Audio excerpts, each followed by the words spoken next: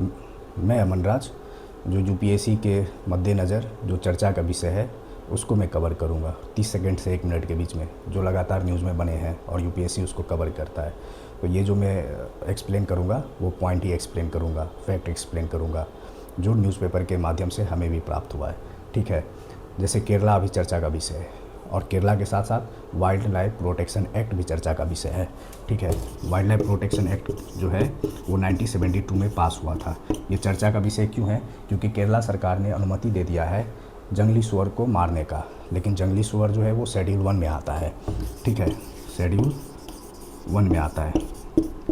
जंगली सुअर को मारने का आदेश इसलिए दे दिया है केरला सरकार ने क्योंकि जंगली सुअर किसान के फसलों को भी नाश कर रही है और लोग ह्यूमन और वाइल्ड लाइफ कन्फ्लिक्ट का भी केसेस बढ़ते जा रहे हैं। तो सरकार ये चाह रही है कि जंगली सुअर को हम केरला में मार के किसानों का सहायता करें कि किसानों की फसल नष्ट ना हो। उसके लिए जंगली सुअर को सेक्शन 62 में लाना पड़ेगा। Section 62 wild life protection act का ही पार्ट है, जिसमें एनिमल को वर्मिंग का उपाधि दे दिया जाता है। वर्मिंग उसे कहते हैं जिसकी हत्या, जिस जानवर का हत्या किया जा सके, मतलब जो ह्यूमन के लिए खतरा का सूचक है उसका आप हत्या कर सकते हैं और इसका अनुमति सरकार देती है। तो ये सेक्शन 62 के तहत जो वाइल्ड लाइफ प्रोटेक्शन एक्ट 1972 का है।